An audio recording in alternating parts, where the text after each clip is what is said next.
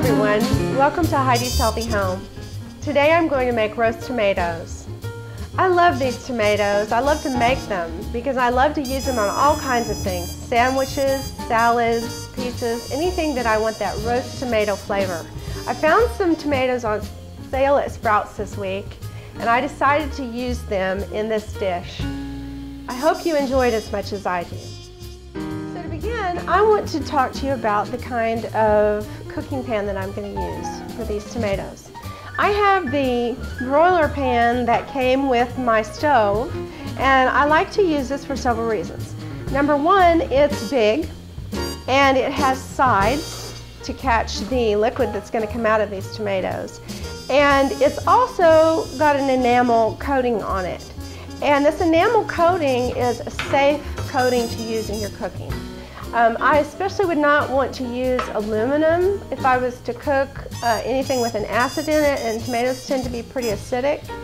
The acid in the tomatoes will react with the aluminum and you could get some aluminum in your food. So I tend to not cook with aluminum if I can help it. And so I'm going to use this broiler pan today.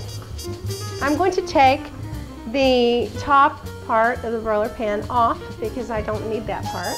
If you were not using a broiler pan, you could use any kind of a cookie sheet that you have or a cake pan, even with sides. You want to have sides to it because these tomatoes are going to be juicy and the juices are going to run all over. Also, this tends to be very easy to clean. To start, I'm going to take some cooking spray, any kind of cooking spray that you like to use, and I'm going to spray the pan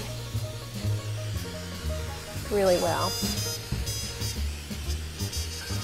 That will help keep the tomatoes from sticking and I'll have less of a cleanup since I'm not going to use foil. Now that's another thing. If you don't have a problem with using aluminum, you can use foil for easy cleanup. Another thing that I think would be safer to use would be parchment paper. But I'm going to just use Pam on my pan. Now I have 16 tomatoes here, and these are Roma tomatoes. You can use these Roma or plum tomatoes, which are the more elongated tomatoes. They tend to hold up better in this application. You can use cherry tomatoes or grape tomatoes. You just cut them in half. I'm going to cut these in half. The last time I made this, I did use the big red tomatoes, like tomatoes on the vine that you get at the store. They're more of a round tomato, and I used those, but they have so much juice in them that they tend to just melt. And they were really good. They tasted really good, but I wanted them to hold up a little bit better. So I'm using these Roma tomatoes today. I have 16 of them, and I have cut off the very stem end. And now I'm just going to cut them in half lengthwise and see how many I can fit. I'm going to put them on my pan, and I don't want them to touch. Now they're going to slide around a little bit because of the cooking spray. Now that I've cut all these tomatoes up, let me get this container out of the way. And this is what we have. We have 16 tomatoes on the roller pan. They're kind of sliding around here because of the Pam, the cooking spray that I use, but that's okay.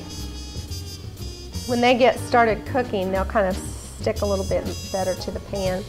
The next thing that I'm going to do is I'm going to season these tomatoes. Now, there's several ways you can do this.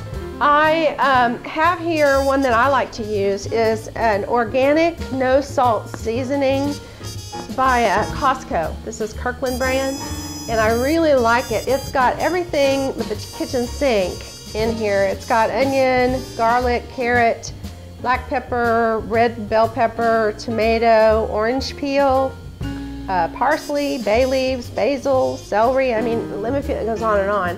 So it's got about as much seasoning in here as I can put in this container, and I like it a lot. Another thing you could use would be the Mrs. Dash. You can get them at any grocery store. This is a salt-free original blend. It has a lot of different spices in it, and I like this one that is Southwest Chipotle flavor.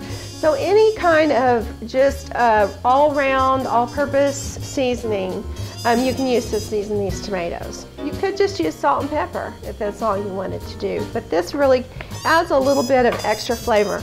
Now I'm just going to sprinkle this over the tomatoes because I don't really want to measure, and it's so easy just to sprinkle. It will just add such a good flavor to these tomatoes. You just, oh, can't wait. Okay, the next thing, now there was pepper in this seasoning, but there was no salt.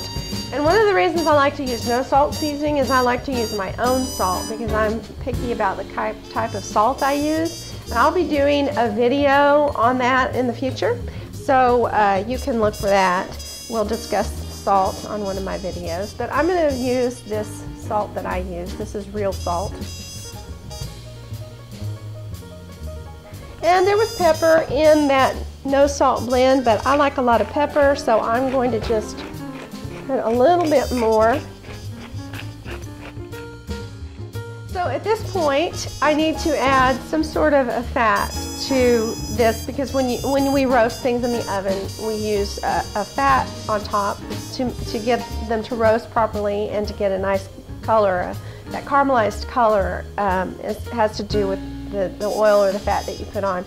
Now, if you like to use olive oil in your cooking, that's great. This would be a good application for that.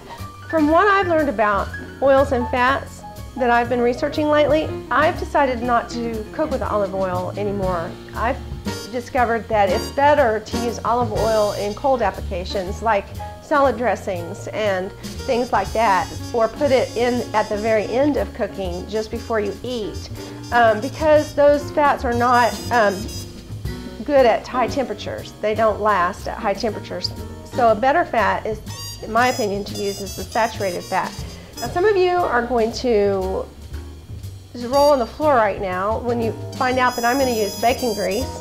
In my research, I am coming to the conclusion that the fats that our grandparents grew up with are the traditional fats and the healthiest fats for us.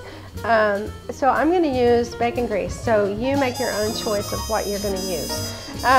What I need to do is just put a little tiny bit on each. I have 3 tablespoons here, but I may not need it all because I'm not going to use much at all on this. And if, like I said, if you're using olive oil, just do the same thing, just drizzle it over the tomatoes.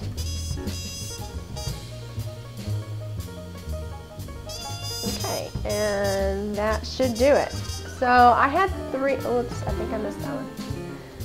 I had 3 tablespoons in here. I just about used it. There's a little bit left in there. Okay, so now I'm ready to pop these in the oven. I have my oven preheating at 400 degrees, and I'm going to put these in for an hour, and then I will check them at an hour and see how we're doing. I'm going to let them stay in the oven until they get almost even a little black around the edges, because I really want them to get that roasty flavor. You can decide when to take them out. If you like them just pale in color and not as roasted, you can take them out earlier. I may even leave them in more than an hour, but we'll see. So I'm going to pop these in the oven now, and I'll see you when they come out. Welcome back.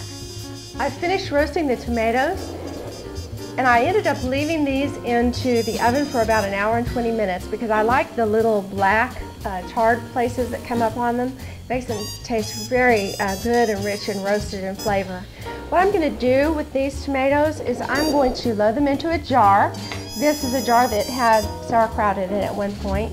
And I will just place them in this jar, and then as I put them in here, I will pour a little bit of olive oil onto them to help preserve them while they're in the refrigerator.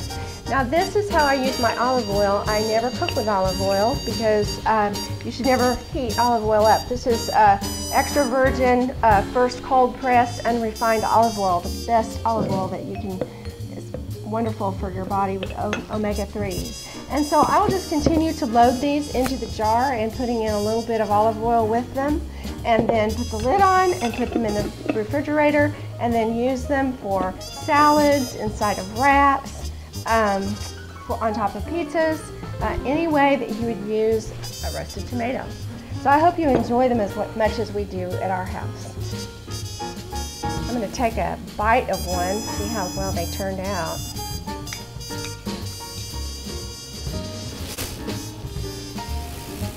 Oh yeah, that's really good.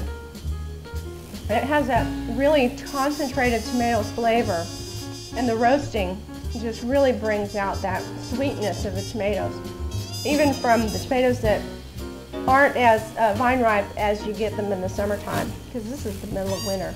So I hope that you enjoy this easy recipe that's so versatile, and we'll see you next time on Heidi's Healthy Home. Let's eat!